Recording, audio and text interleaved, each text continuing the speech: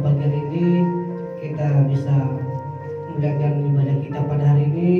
Mari kita siapkan hati kita untuk memuji dan menyembah Tuhan. Sebelum itu mari kita berdoa. Terima kasih Tuhan atas penyertaan-Mu dalam setiap kehidupan kami. Kami datang di hadapan Tuhan untuk memuji dan menyembah Engkau. Kiranya pujian kami Tuhan boleh berkenan di hadapan-Mu Bapa. Tuhan, kami siapkan hati kami untuk sama-sama belajar dari kebenaran firman-Mu Tuhan. Terima kasih Tuhan.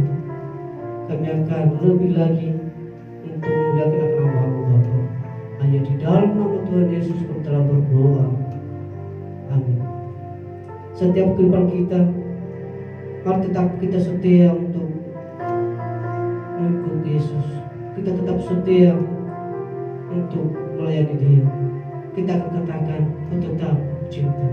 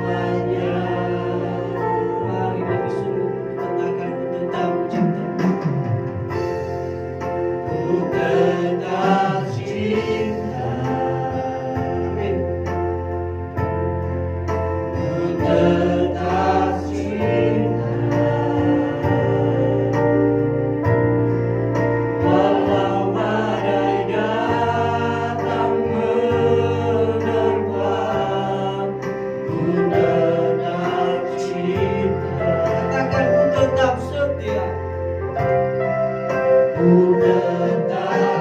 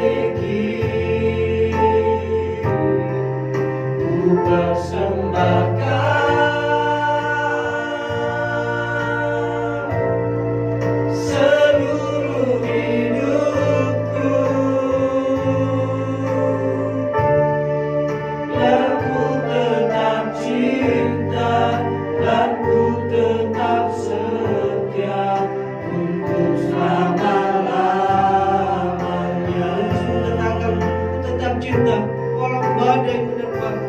Terima kasih. Apapun masalah, apapun keadaan, kita tetap cinta kepada Tuhan. Yes, Tuhan. Walau badai datang menerpa, ku tetap cinta, ku tetap setia, Amin. ku tetap setia. Walau topan datang menerpa, ku tetap setia. Terlalu banyak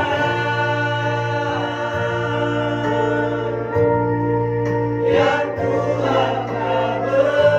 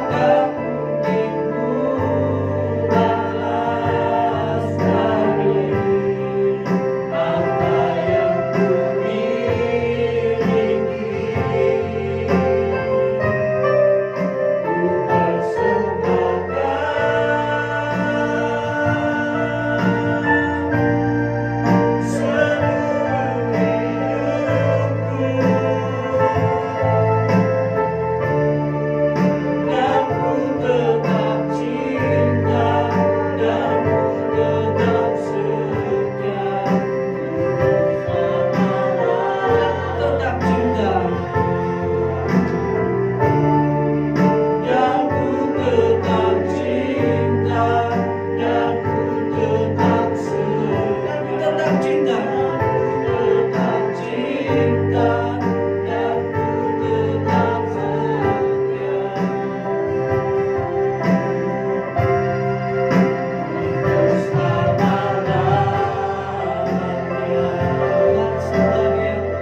Masih ada sukacita?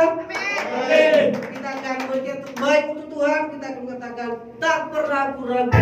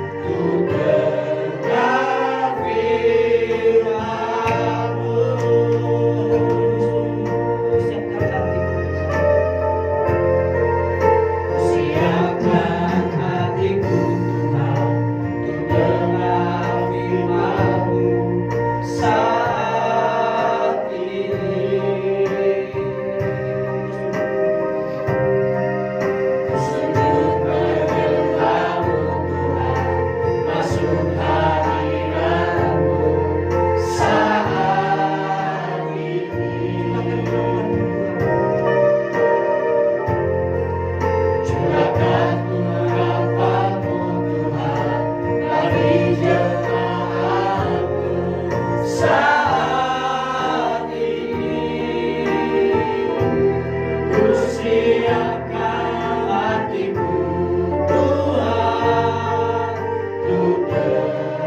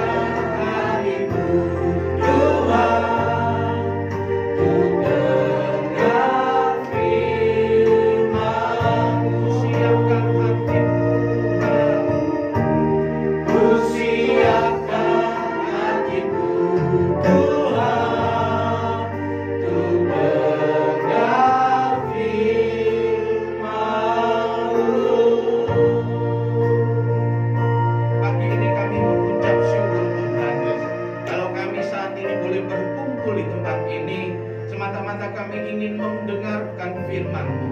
Kami percaya firman Tuhan itu akan mengubahkan kehidupan kami yang tidak benar menjadi benar.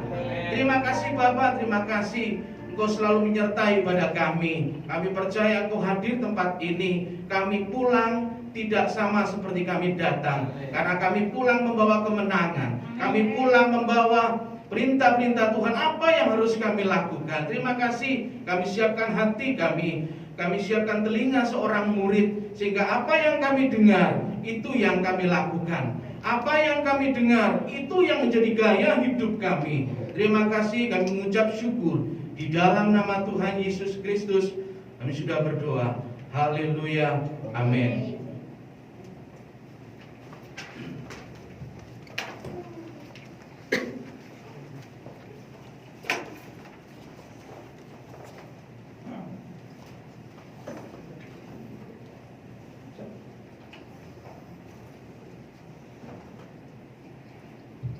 Shalom. Halo. Puji Tuhan.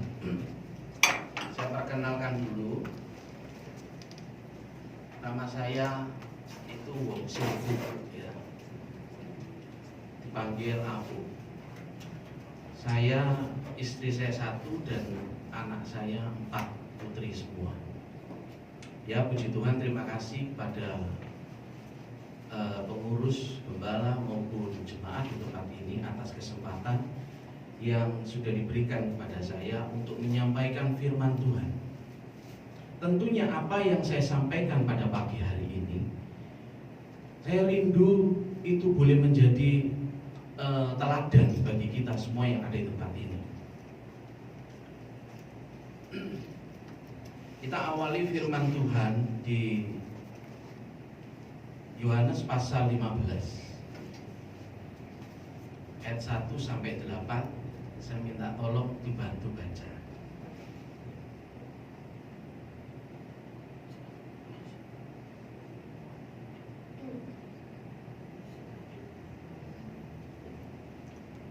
Yohanes 15 Ya, ayat 1 sampai 8 ya Pak. iya. Pokok anggur yang benar. Akulah pokok anggur yang benar dan Bapakkulah pengusahanya. Setiap ranting padaku yang tidak berbuah dipotongnya, dan setiap ranting yang berbuah dibersihkannya, supaya ia lebih banyak berbuah. Kamu memang sudah bersih karena firman yang telah kukatakan kepadamu. Tinggallah di dalam aku dan aku di dalam kamu. Sama seperti ranting tidak dapat berbuah dari dirinya sendiri kalau ia tidak tinggal pada pokok anggur, demikian juga kamu tidak berbuah jikalau kamu tidak tinggal di dalam aku. Akulah pokok anggur dan kamulah ranting-rantingnya. Barang siapa tinggal di dalam aku dan aku di dalam dia, ia berbuah banyak. Sebab di luar aku kamu tidak berbuat apa-apa.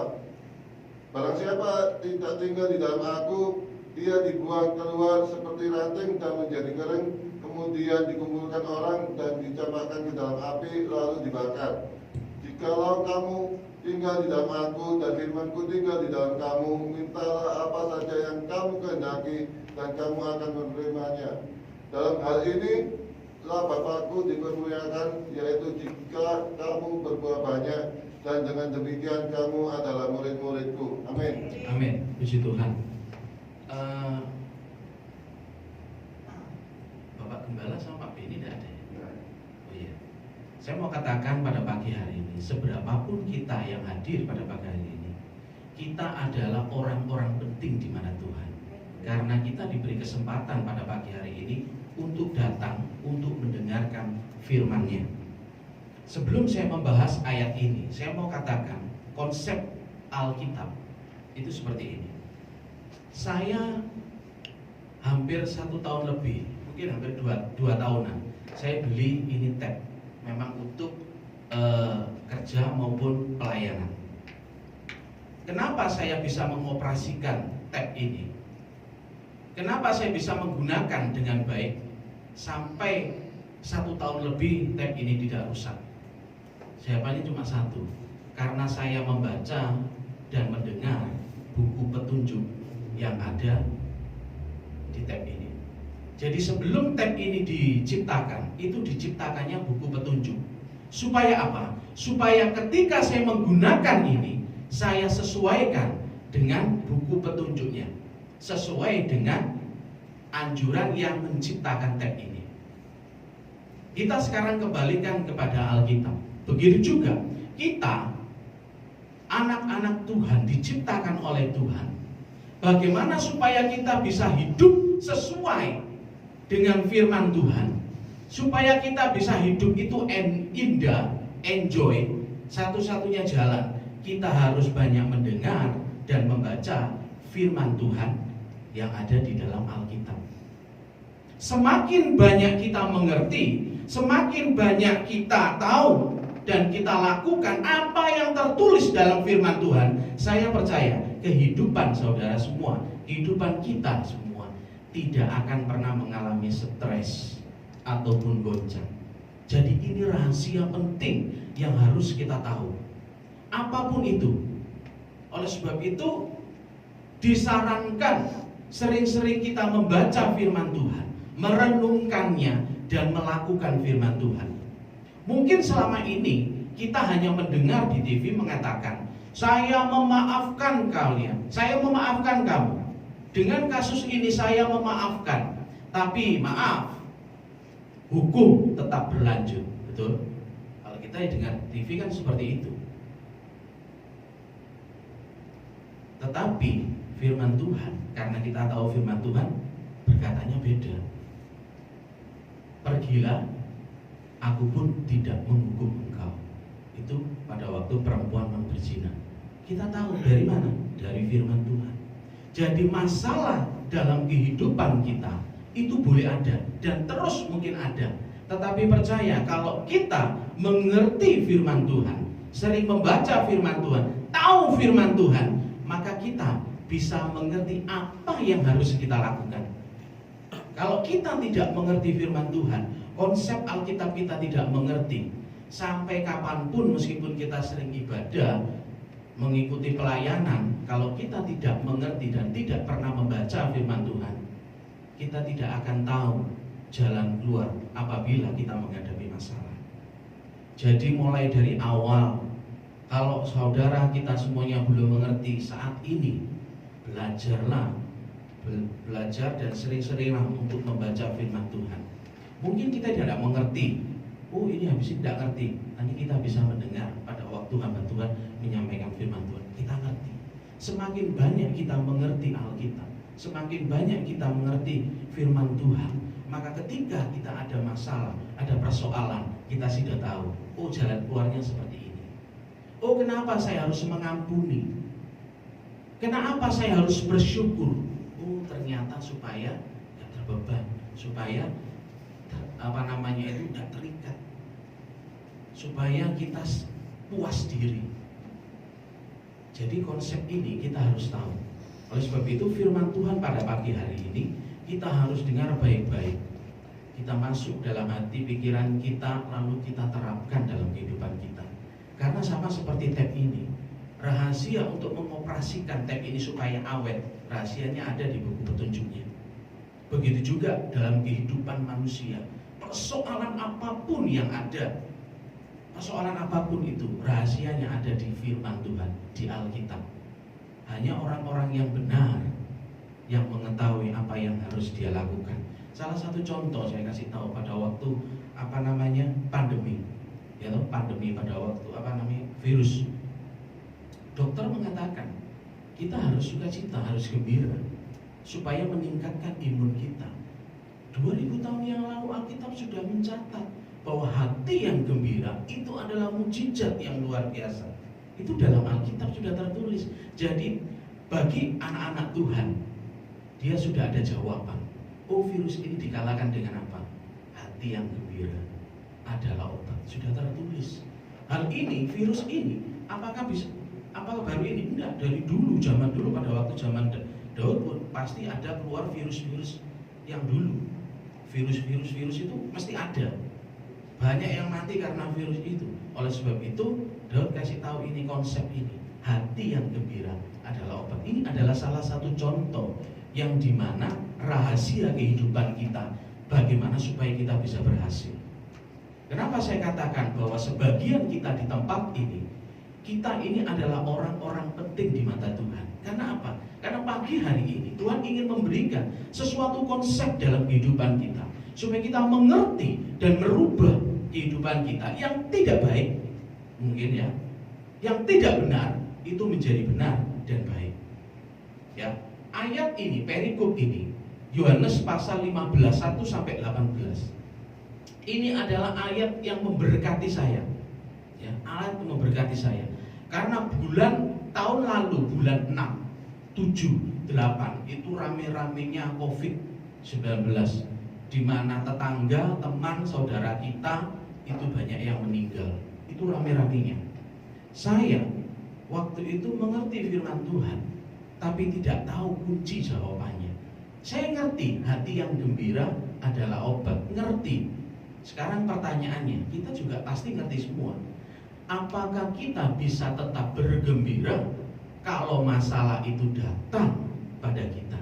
Bisakah kita menciptakan gembira itu? Sulit. Dan ini ketika saya mengalami pergumulan, ketika saya itu sakit, ya, sakit COVID, kena COVID, anak saya 4 kena, istri saya kena, satu keluarga kena semua. Istri dan anak-anak sehat karena tidak punya komorbid. Kalau saya itu punya jantung, kencing manis, darah tinggi, liver. Waduh, berat sekali. Jadi saya takut. Jadi sampai saya batuk itu sampai batuk darah. Saya mau masuk rumah sakit bulan 6 itu, bulan 7 tidak ada rumah sakit. Semuanya penuh. Cari oksigen sulit. Akhirnya toh ya dapat oksigen. Tidak sembuh-sembuh, ya. Ayat inilah ketika saya baca, saya mendapat kekuatan. Pertama, firman Tuhan dikatakan, akulah pokok anggur yang benar dan Bapakulah pengusahanya. Ayat 1 ingat, di ayat ini ada 3. Bapa sebagai pengusaha. Kedua, itu adalah Yesus sebagai pokok anggur. Ketiga adalah kita, caranya, rantingnya. Ada 3, ya. Kenapa pada waktu saya kasih kesaksian tadi, saya ngerti hati yang gembira adalah obat, tetapi saya tidak ngerti bagaimana caranya supaya saya menerapkan firman Tuhan yang saya baca. Pokok anggur yang benar itu berarti ada pokok anggur yang tidak benar. Kenapa kita jadi orang Kristen selama ini selalu gagal, selalu jatuh dalam dosa yang sama? Koreksi, jangan-jangan kita salah. Pokok anggur yang kita kita pegang, pokok anggur yang salah. Yesus itu pokok anggur yang benar. Jadi ada yang salah. Yang salah ini di mana? Ketika saya sakit itu, saya ini tahu hati yang gembira ini adalah obat. Caranya ya apa? Supaya hati saya gembira ini caranya ya apa? Wong saya ini ada sakit diabetes, darah tinggi, liver, jantung. Bisa tak? Bisa tak? Supaya saya gembira ini, supaya mengalahkan virus ini, supaya meningkatkan imun saya. Bisa? Sulit Tuhan, sulit. Gak bisa Tuhan. Jadi saya dengan kekuatan saya, dengan uang saya periksa dokter yang terbaik. Saya periksa dokter online, ya toh, online, obat-obatan, vitamin-vitamin saya beli. Tujuannya saya, oksigen saya beli 2. Tujuannya supaya saya bisa lolos dari penyakit ini, penyakit yang mematikan ini. Saya takut. Saya lakukan itu sebagai sedemikian cara sesuai dengan pikiran saya. Saya beli obat vitamin apa, suruh vitamin ini, harus beli. Terus oksigen harus belinya 2, langsung beli 2 yang tinggi-tinggi itu. Obatnya cari dokter langsung, pokok dengan segala cara saya pakai akal saya bagaimana supaya saya cepat bisa sembuh. Tapi itu nggak bisa sembuh. Karena apa? Karena pada waktu saya jalan 5 langkah aja sudah sesek. Saturasi saya itu 88. Jadi yang normal itu nggak salah 92. Jadi turun, jadi 88. Biasanya kalau sudah turun terus, nafasnya sudah tidak ada. Saya jalan aja saya tidak kuat. Nafasnya itu sesek. Saya tidak ngerti waktu itu. Ngerti firman Tuhan, ngerti. Hati yang gembira adalah obat. Saya sampai mikir gini, ini opo sih Alkitab bicaranya ya opo sih. Hati yang gembira adalah obat. Baru saya baca ayat ini, pokok anggur yang benar. Selama ini saya salah persepsikan ayat ini. Jadi selama ini saya hanya mengandalkan obat, mengandalkan vitamin, mengandalkan oksigen, mengandalkan omongannya orang. Jadi salah persepsi. Tidak muncul hati yang gembira adalah obat. Saya menenangkan diri, saya katakan, ampuni aku Tuhan. Aku ngerti pokok anggur yang benar. Berarti selama ini saya salah. Jadi bukan pokok anggur yang benar. Jadi pokoknya vitamin ini bagus, pokoknya dokternya bagus, pokoknya ada oksigen, aku aman dan tenang. Ini yang salah. Seberapa banyak kita jatuh dalam kesalahan yang sama karena kita mengandalkan pokoknya ono bapak, pokoknya aku duit, pokoknya aku sudah lulus sekolah, sudah pinter, pokoknya aku pinter, pokoknya kita mengandalkan bukan pokok yang benar, tetapi persepsi kita mengandalkan yang lain. Ini yang salah. Baru ketika saya baca ini, ampuni aku Tuhan, aku hanya mengandalkan pokok yang salah. Saya berdoa, tiba-tiba saya diberikan hikmat. Firman Tuhan, Daud pernah berkata, dia perkatakan gini, hai jiwaku, pujilah Tuhan. Hai jiwaku, pujilah Tuhan. Pernah dengar ayat ini? Pernah ya? Hai jiwaku, pujilah Tuhan. Dia perkatakan itu. Lalu saya katakan, ngomong aja ini masih sesek. Jadi kalau ngomong nggak bisa lama. Jadi saya katakan, hai jiwaku, pujilah Tuhan. Saya perkatakan itu. Hai jiwaku, pujilah Tuhan. Saya katakan itu berulang-ulang. Baru ketika saya katakan seperti itu, keluarlah hikmat. Keluar hikmat. Jadi karena saya ini sakit COVID itu tidak mau makan, ya rasa makannya itu pahit semua. Jadi saya dapat hikmat. Saya minta tolong anak saya untuk menyuapin. Anak saya kecil, masih umur 5 SD. Jadi sekitar usia sekitar 10. Sekolahnya masih 5, kelas 5 SD. Jadi anak saya suruh nyuapin saya. Saya dapatnya hikmat seperti itu. Suapin 1 sendok, 2 sendok. Saya melihat anak saya, bangkitlah iman saya, bangkitlah hati saya. Karena saya merasakan, dulu saya seumur umur kan tidak pernah disuapin anak saya. Biasanya kan saya yang nyuapin. Ini saya disuapin anak saya. Jadi saya melihat saya masih dibutuhkan oleh anak-anak. Dari saya disuapin 1 sendok, 2 sendok, 3 sendok, 1 hari 3 sendok, meningkat lagi setengah piring, 1 piring, disuapin terus sama anak saya. Karena apa? Dari saya perkatakan firman Tuhan ini. Tadi oleh sebab itu saya katakan, rahasianya adalah kita harus mengerti firman Tuhan. Yesus itu menjadi kuat dan luar biasa, menang, selalu menang lawan iblis. Karena pada waktu dia berpuasa, dia selalu, pada waktu iblis datang, dia selalu katakan ada tertulis, ada tertulis, ada tertulis. Yesus saja menerapkan, Yesus saja hafal dan ngerti firman Tuhan. Jadi ketika dia menghadapi masalah, dia katakan ada tertulis.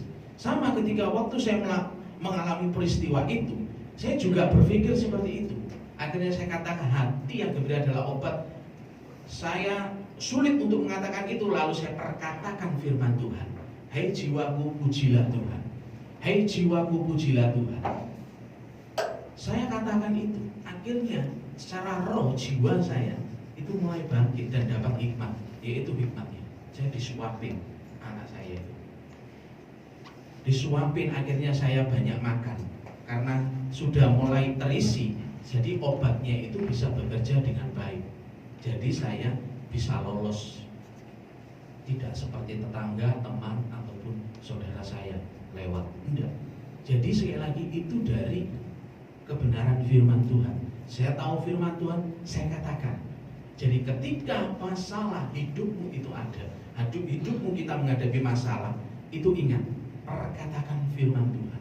Kalau kita sulit untuk mengampuni, dia sudah beberapa kali bersalah kepada aku Tuhan, sulit untuk mengampuni, katakan, ampuni, ampuni, haleluya, ampuni, ampuni.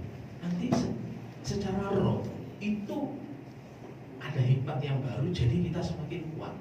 Sama hati yang gembira. Kalau kita tahu aja tidak perkatakan, nggak bisa.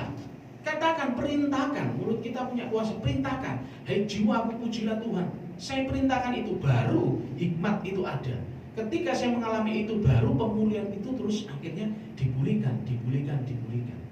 Kesalahan kita yang berulang-ulang karena kita tidak tahu bagaimana kita menempatkan. Kita sering mengandalkan keluarga, kekayaan kita, jabatan kita, pendidikan kita. Kita tidak mengandalkan pokok yang sesungguhnya, yaitu Yesus. Karena pokok anggur yang benar, kita selalu gagal dalam kehidupan ini karena kita salah menggantungkan hidup kita pada pokok anggur yang tidak benar. Itu pasal 1, ayat 1. Jadi harus tahu, Yesus itu pokok anggur yang benar.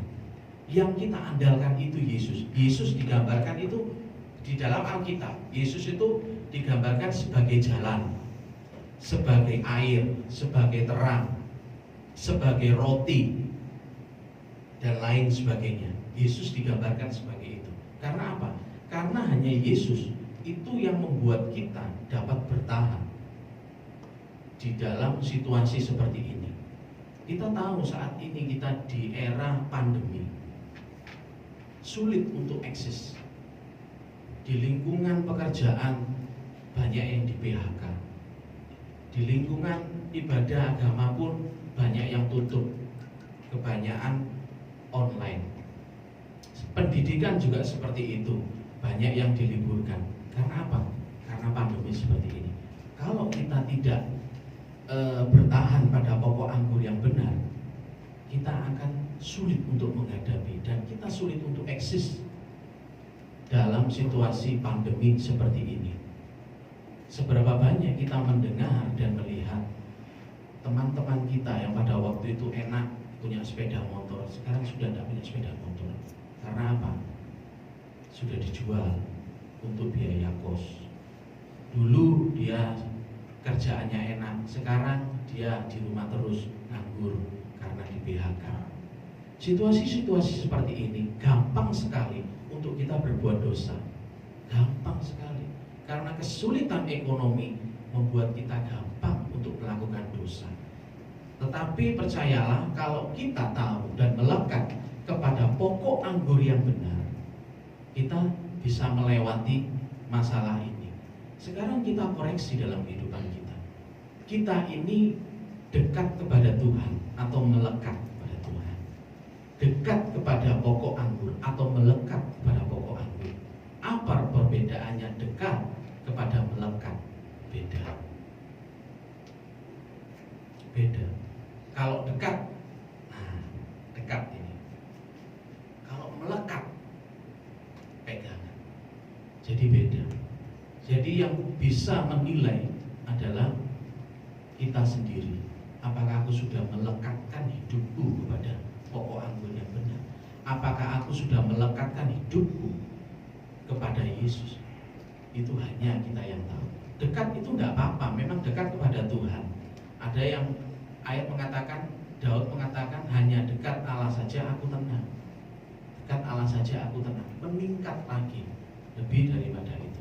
Kita melekat kepada Allah, kita melekat kepada Yesus, melekat kepada pokok anggur yang benar. Ya, itu satu. Ayat kedua, coba dibantu baca. Ayatnya yang kedua. Setiap ranting padaku yang tidak berbuah dipotongnya, dan setiap ranting yang berbuah dibersihkannya, supaya ia lebih banyak berbuah. Ya, ingat ayat 2 itu ada 2 ranting. Satu ranting yang tidak berbuah dan satu ranting yang berbuah. Ya, ada 2. Yang berbuah itu dibersihkan supaya buahnya lebat. Yang tidak berbuah itu dipotong. Ya, ada 2. Kita harus tahu. Kita masuk di mana? Itu kita sendiri yang tahu. Firman Tuhan yang lain pernah mengatakan bahwa lalang dan gandum itu sama-sama tumbuh. Pernah dengar ayatnya? Pernah dengar ya? Lalang dan gandum itu sama-sama tumbuh. Tetapi pada waktunya akan dibedakan. Mana lalang, mana gandum. Yang lalang diambil, yang gandum dipotong dan dibakar. Kita sama-sama beribadah di tempat ini, tetapi mana lalang, mana gandum, saudara sendiri yang tahu. Kita termasuk lalang atau gandum. Kita termasuk ranting yang tidak berbuah atau ranting yang berbuah. Kita sendiri yang tahu. Berapa tahun kekristenan kita? Mungkin 1 tahun, 5 tahun, 10 tahun atau 20 tahun.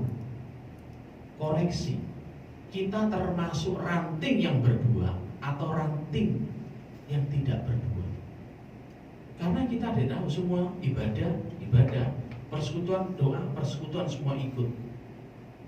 Tapi coba perhatikan, ada orang yang 10 tahun, 20 tahun menjadi orang Kristen, tapi yuk gitu aja, gak ada perubahan.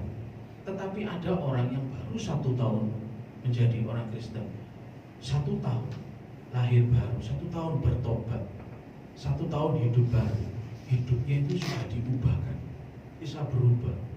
Dari tahun ini, tahun depan, tahun terus, semakin tahun itu semakin berubah. Sedangkan satu orang ini 1 tahun, 5 tahun, 10 tahun, yo pancet gitu aja. Ini ada perubahan. Nah, konsep ini kita harus mengerti. Jadi kita jangan mau menjadi ranting yang tidak berbuah. Jadi harus ada perubahan hidup kita. Firman Tuhan pernah katakan, Paulus pernah bilang bahwa meskipun secara lahiriah ya, aku semakin merosot, tapi secara batinnya aku diperbaharui dari hari ke hari. Usia kita boleh semakin hari semakin bertambah, semakin tua. Ya, dulu saya naik satu lantai saya tidak menggos-menggos. Sekarang 1 lantai 2 lantai sudah menggos-menggos, sudah tidak kuat lagi. Dulu lari 10 atau 5 kali putaran gitu di lapangan kuat. Sekarang sudah tidak kuat. Karena apa? Karena secara lahiriah itu fisik kita semakin turun. Kita usia boleh bertambah, tapi saya mau katakan, secara batinnya, secara rohani, kehidupan kita tidak pernah yang namanya merosot. Kalau usia, kekuatan manusia naik terus merosot. Tapi secara lahiriah, batinnya, secara batinnya, secara roh, iman kita, kerohanian kita itu harusnya semakin hari semakin diperbarui, itu semakin bagus. Gaya hidup kita, perkataan kita, pergaulan kita, perbuatan kita itu harus semakin dewasa, semakin baru. Jadi kalau sampai tahun lalu dan tahun ini gaya hidup kita itu sama-sama aja dari tahun ke tahun, berarti kita sudah menjadi ranting yang tidak berbuah. Jadi ingat, kita harus berubah. Yang tahu, saya nggak tahu, karena lalang dan gandum sulit untuk membedakan. Saya nggak tahu yang benar-benar melakukan firman Tuhan dan yang tidak melakukan firman Tuhan, nggak ada yang tahu. Tetapi dari buahnya kita tahu. Jadi kalau kita, kehidupan kita, waduh, aku kok dari tahun ke tahun kok wancet ya, nggak ada perubahan. Mulai action, ya loh. Mungkin kalau dalam pelayanan dulu hanya duduk, coba belajar untuk melayani. Bilang pada Bapak Gembala ingin melayani. Mungkin pertama terima tamu, kedua bawa kantong persembahan, ketiga singer mungkin, sampai musik, dan terus itu ada perubahan. Semua perkataan kita, kedewasaan kita harus ada perubahan. Saya sangat menyesal sekali kalau ketika saya melihat anak saya 1 tahun, 2 tahun, terus sekarang sudah umur 10 tahun, hanya minta suapin terus. Saya akan, ngelus dada. Dari 1 tahun ngompol, 5 tahun ngompol, 10 tahun ngompol, nggak ada perubahan, terus duduk. Begitu juga dengan gembala kita mungkin, juga dengan Bapak kita yang ada di surga. Kalau kekristenan kita 1 tahun, 2 tahun, nggak ada perubahan, tetap ngamuan, nggak ada perubahan, tetap bersungut-sungut, nggak ada perubahan, tetap pelit, maka Bapak di surga juga ngelus dodo. Waduh, ini anakku gimana ini? Sudah bertahun-tahun menjadi orang Kristen, sudah bertahun-tahun dekat kepada Yesus, kenal kepada Yesus, ngerti firman, tapi tetap gak ada perubahan, gak ada buah. Bukankah itu boleh apa enggak? Boleh-boleh saja. Kita seperti itu boleh-boleh saja. Cuma yang dikhawatirkan gini, kalau kita tidak kuat secara iman kita tidak kuat, khususnya di pandemi seperti ini, ya, di zaman pandemi seperti ini banyak orang yang di PHK. Ketika kita tidak kuat, ketika kita di PHK, gampang sekali kita melakukan kejahatan. Gampang sekali. Karena sekarang ini semakin banyak saingan. Toko-toko, perusahaan-perusahaan banyak yang tutup. Dulu bos, sekarang sudah jadi pekerja. Banyak. Resikonya seperti itu.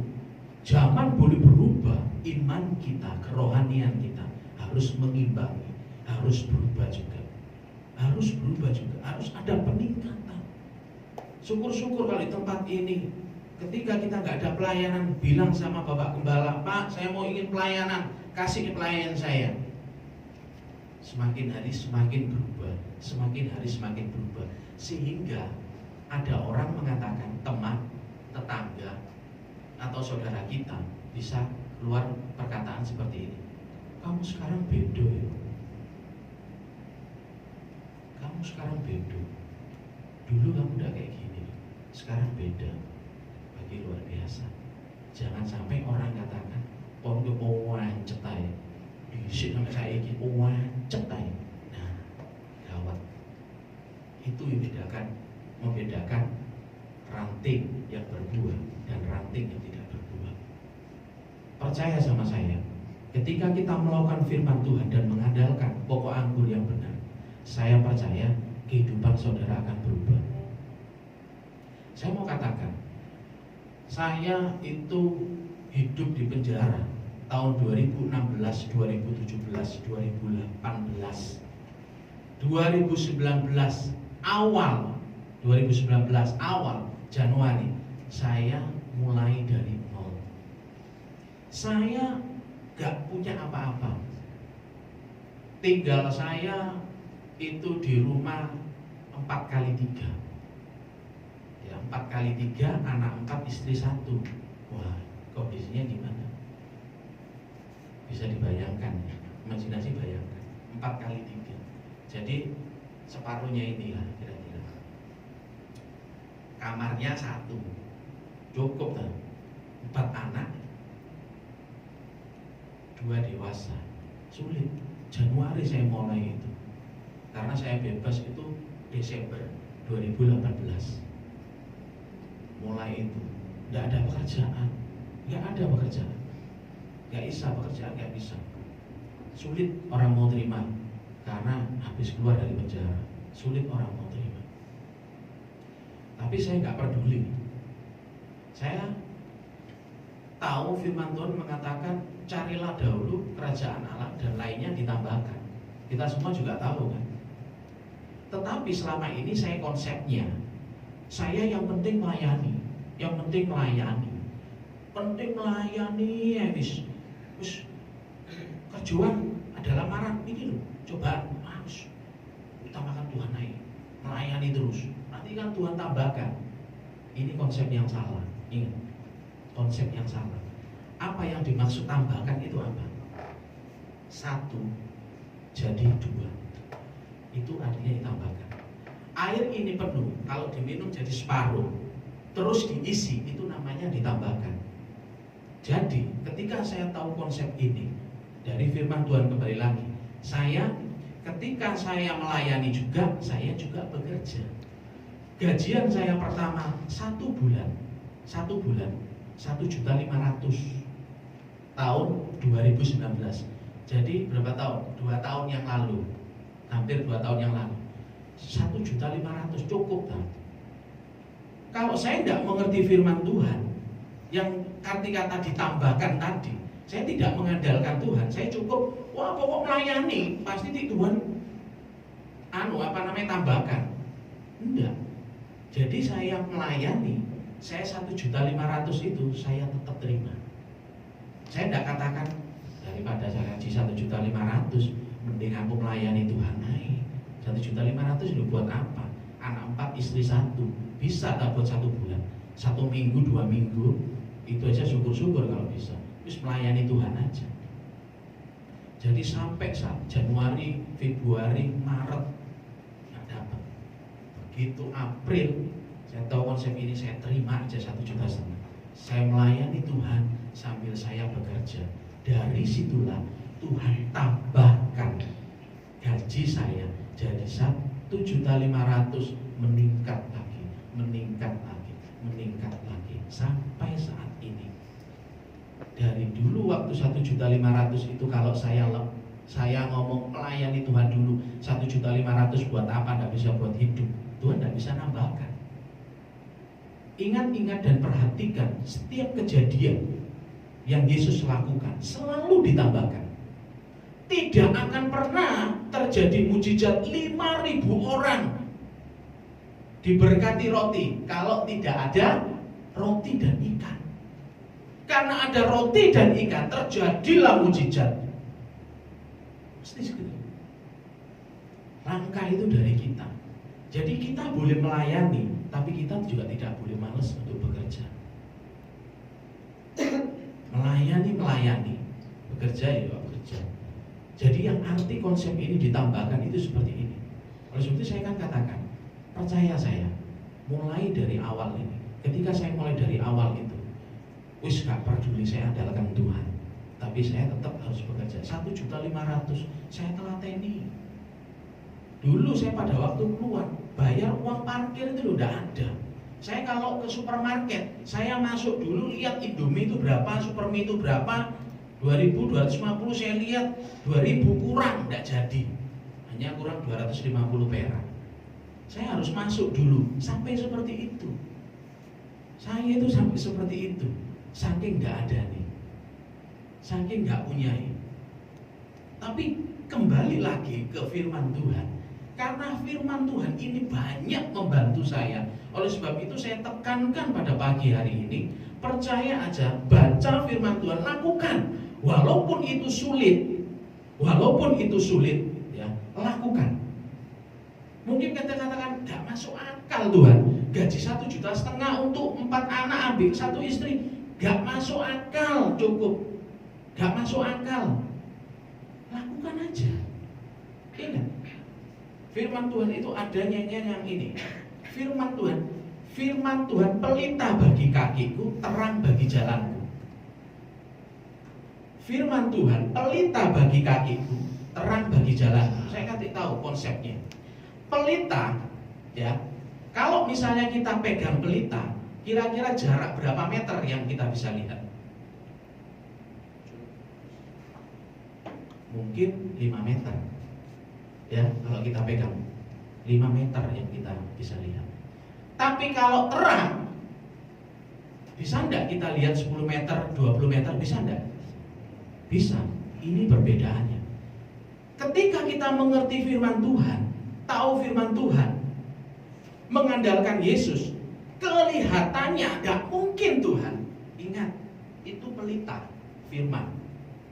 Tapi percayalah, ketika kita berani melakukan firman Tuhan, melangkah terus, langkah demi langkah, pelita itu akan menjadi terang. Kita akan tahu, oh ternyata maksudnya ini. Untung aku melakukan firman Tuhan. Jadi kelihatannya sulit untuk berbuah sulit. Tapi percaya, firman Tuhan kalau kita tahu, itu seperti pelita. Tapi kalau kita melangkah selangkah demi langkah, dia akan menjadi terang bagi jalan kita. Dia akan menjadi terang. Kita akan bisa terbuka. Oh, ternyata ini konsepnya. Ternyata ini maksud Tuhan. Jadi bagaimanapun sulitnya, mungkin prinsip kita tidak masuk akal firman Tuhan ini, lakukan. Ketika kita melakukan, lambat laun kita akan mengerti. Karena pelita itu akan menjadi terang. Oh, ternyata seperti ini. Ngerti. Saya kembalikan kesaksian saya tadi. Saya dari Nur. Jadi apalagi mungkin soal di tempat ini pasti nggak dari Nur. Kalau saya dari Nur, bayangkan saya tidak jelek-jelekan istri, tapi saya ngasih kesaksian. Istri saya sampai bilang seperti ini, kalau kamu tidak nurut, kamu boleh pergi dari kontrakan ini. Ini masih kontrakan ini. Suami seperti itu kan. Waduh, harga dirinya. Tetapi karena saya sudah berlatih, akhirnya saya tetap sadar, tetap tekan itu. Bersyukur. Tidak emosi. Bayangkan kalau saya emosi, oke, saya keluar. keluarga saya berantakan, saya nggak akan diberkati. Tapi enggak, saya tetap bersyukur. Saya lakukan pekerjaan saya lakukan pelayanan saya melayani Tuhan, saya sambil bekerja, dan dari situlah saya diberkati. Begitu juga kehidupan saudara, melayani terus Tuhan. Nanti studi kita, pekerjaan kita, keluarga kita akan ditambah-tambahkan oleh Tuhan, dan kehidupan kita akan berubah. Dari gaji 1.500.000 meningkat sekarang jadi 15 juta, dan terus sebagainya. Dulu saya bekerja, tidak punya motor. Akhirnya sekarang jangankan motor, mobil pun Tuhan berkati. Ini dari nol. Saya melakukan konsep firman Tuhan mengandalkan pokok anggur. Harusnya saya sulit untuk eksis dalam zaman pandemi seperti ini. Tetapi konsep saya melekat kepada pokok anggur yang benar, tidak ada kata sulit. Karena kita tahu kebenaran, tidak ada kata sulit. Harusnya pada waktu zaman bulan lalu kan krisis semua hancur. Tapi di saat krisis itulah saya diberkati Tuhan. Di saat itu saya juga diberkati Tuhan. Jadi diberkati Tuhan. Jadi Tuhan memberkati saya karena saya melayani Tuhan. Tuhan berkati, Tuhan tambahkan, Tuhan tambahkan, Tuhan tambahkan, Tuhan tambahkan.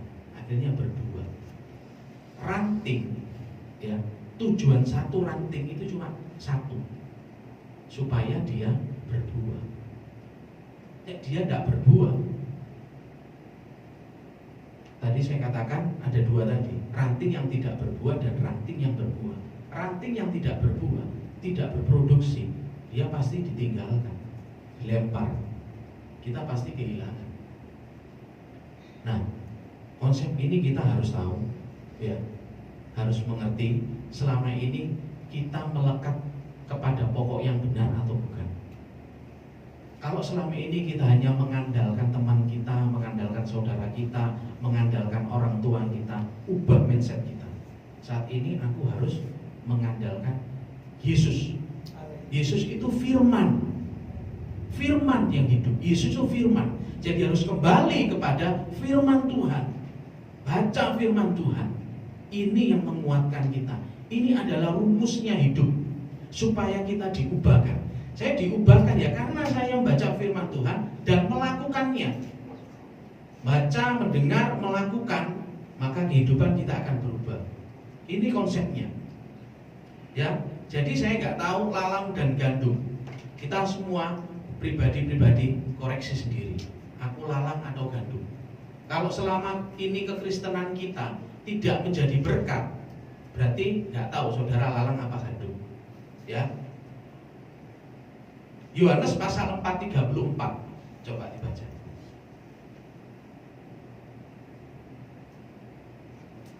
Ini harus menjadi konsep hidup kita. Kata Yesus kepada mereka, makananku ialah melakukan kehendak Dia yang mengutus aku dan menyelesaikan pekerjaannya. Nah, ini harus menjadi konsep hidup kita. Makanan kita, ya, makanan kita adalah melakukan firman Tuhan, menyelesaikan pekerjaannya. Ini harus menjadi konsep kita. Ini konsepnya Yesus. Ini harus menjadi konsep kita supaya kita boleh berubah. Makanan kita harus firman Tuhan. Kita makan nasi, ya, makan secara jasmani. Rohani kita harus kita makani, yaitu firman Tuhan. Dengan adanya kita semakin hari baca firman Tuhan, merenungkan firman Tuhan, kehidupan kita semakin hari akan semakin dewasa dan semakin hari semakin diberkati. Ayat 4 coba, ayat 4 sampai 6.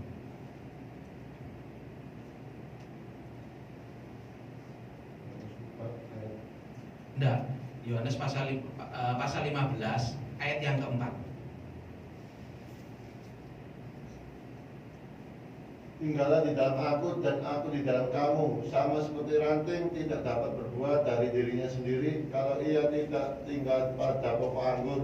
Demikian juga kamu tidak berbuah jika kamu tidak tinggal di dalam aku. Ya, ini yang kita bicarakan tadi. Satu-satunya jalan, satu-satunya syarat kita bisa berbuah, kita bisa menjadi berkat, kehidupan kita diberkati, satu-satunya jalan adalah kalau kita menempatkan Yesus dalam hati kita, menempatkan firman itu dalam diri kita. Kalau kita baca dari ayat 1 sampai ayat 8, yang paling banyak ditulis itu apa? Ayo siapa yang tahu? Yang paling banyak ditulis kata tinggal. Diulang-ulang ini dikatakan tinggallah, tinggallah, betul? Kata tinggal. Berarti kalau di dalam firman Tuhan, perhatikan baik-baik, kalau kita membaca ayat itu berulang-ulang dikatakan, berarti ada pesan yang harus kita perhatikan. Arti kata tinggal itu berarti kita menetap. Kalau kita beribadah tempat ini, apakah ini tempat tinggal kita? Bukan. Tempat tinggal kita, tempat tinggal saya di sana di Benowo, itu tempat tinggal saya. Kata tinggal itu berarti kita itu menetap terus. Jadi jangan lepas-lepas. Kalau kita mancep kepada pokok anggur, kalau kita percaya kepada Yesus, yakin kepada firman Tuhan, harus tinggal di dalam firman itu. Tidak boleh meninggalkan. Ya, harus tinggal, harus tetap tinggal. Tidak boleh berubah-ubah. Istilahnya apa itu? Isu apa itu? Isu awan, isu kedelai awan apa gitu. Nah, isu kedelai awan tempe. Ya, tidak boleh seperti itu. Tidak boleh seperti itu. Jadi kata tinggal kita harus menetap, tidak boleh berubah-ubah. Tinggal, tinggal, tinggal. Ini rahasia. Rahasianya tinggal dalam firman Tuhan. Kehidupan kita, gaya kita tinggal dalam firman Tuhan. Ingat, kalau kita melekat pada pokok anggur, kalau kita tinggal di dalam firman Tuhan, minta apa saja, ya, minta apa saja. Pernah dengar ayat ini ya? Pokok kamu kalau tinggal di dalam Yesus, minta ayat 7 ya. Terakhir, minta apa saja pasti diberi. Ingat, kira-kira kalau kita baca sepintas, mungkin kita prinsip, karena kita tinggal dalam firman Tuhan, minta apa aja, minta rumah, minta mobil, minta ini. Ini salah persepsi, ini salah konsep. Padahal minta apa saja pasti dikasih. Ini apa yang dimaksud? Ini yang dimaksud adalah cara. Yang diminta cara biasanya apa? Yang diminta apa namanya itu? Carang ini apa yang diminta apa kira-kira? Ada yang tahu? Gak ada ya? Hah? Yang diminta carang itu adalah buah. Kalau carang itu tidak berbuah kan dipotong. Jadi yang diminta ini adalah buah. Jadi kalau firman itu tinggal di dalam hati kita, minta apa saja itu Galatia 5 ayat 22. Minta kesabaran, minta sukacita. Ini yang menghasilkan. Jadi ketika firman itu tinggal dalam hidup kita, minta apa saja. Tuhan, aku kok muamuan yo, tolong Tuhan, aku minta supaya aku sabar. Buah-buah roh, inilah yang dimaksud ayat itu. Minta apa saja itu bukan berarti minta mobil, minta rumah baru, enggak, kembali ke diri kita.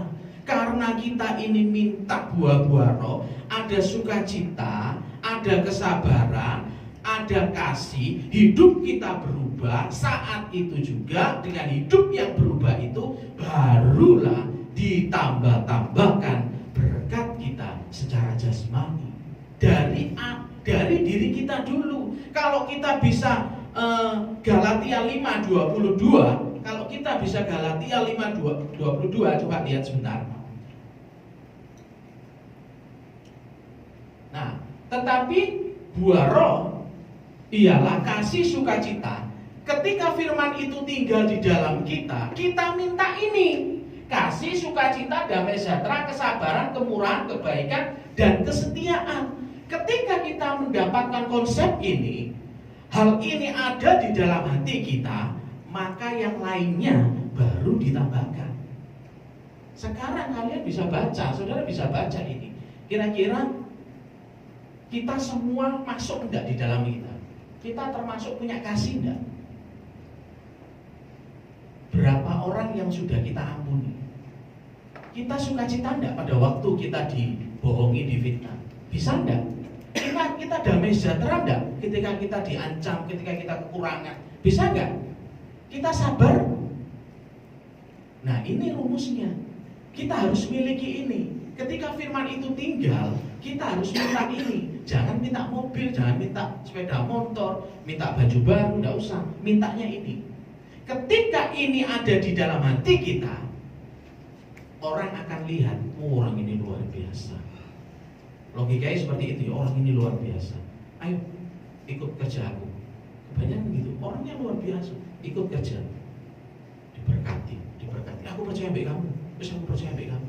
Dipercaya orang, diberkati. Semakin hari, ditambah. Jadi yang kita minta ini adalah ini. Kalau kita pada pagi hari ini di antara kita, mungkin ada 1, 2, 3, itu aku belum dapat. Minta sama Tuhan, supaya kita mendapatkan itu. Ketika kita mendapatkan itu, percaya kita menjadi anak-anak Tuhan yang diberkati. Tuhan memberkati. Saya kembalikan kepada pimpinan. Ibadah kita di pagi hari ini, kami memuji kebesaran-Mu, ajaib Tuhan,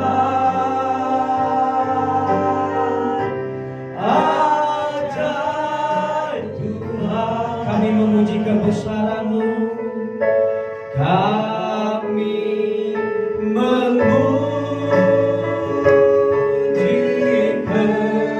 kebesaran-Mu. Katakan ajaib Kau Tuhan, ajaib Tuhan, ajaib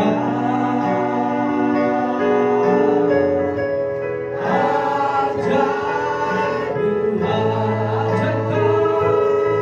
Kau Tuhan, ajaib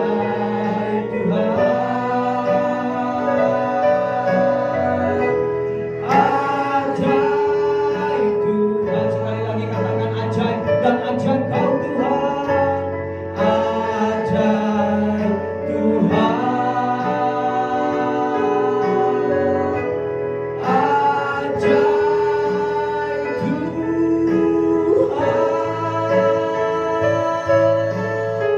Sekali lagi dengan kasih Tuhan, Pastor untuk memberkati kita di pagi hari ini.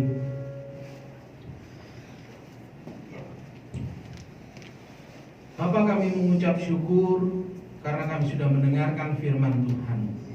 Kami percaya firman Tuhan yang sudah kami dengar itu boleh menjadi rumusan hidup kami, sehingga kami dapat melangkah dengan sesuai dengan firman Tuhan. Kami rindu Tuhan supaya Engkau selalu menyertai kehidupan kami. Kami rindu Tuhan supaya Engkau mengubahkan kehidupan kami, memberikan kekuatan kepada kami untuk melakukan sesuatu yang lebih baik lagi, lebih baik lagi. Terima kasih Tuhan, kami ingin menjadi ranting-ranting yang berbuah, yang boleh menjadi berkat bagi teman kami, bagi saudara kami, rekan kerja kami, tetangga kami, dan bagi orang lain. Terima kasih Bapak, terima kasih atas firman Tuhan. Sekarang kami akan kembali ke tempat kami masing-masing. Biarlah firman itu tinggal di dalam kehidupan kami, dan kami selalu mengerti apa yang harus kami lakukan. Terima kasih Bapak, terima kasih. Sekarang angkat tangan kita. Bapak, terima kasih, terima kasih, terima kasih. Terima kasih. Sekarang kekasih-kekasihku, pulanglah, bawalah berkat Allah Abraham, Ishak dan Yakub menyertai kita, menyertai persekutuan kita, persekutuan Allah Bapa, Roh Kudus di dalam nama Tuhan Yesus Kristus menyertai langkah dan setiap kehidupan kita. Tuhan memberkati. Amin. Amin.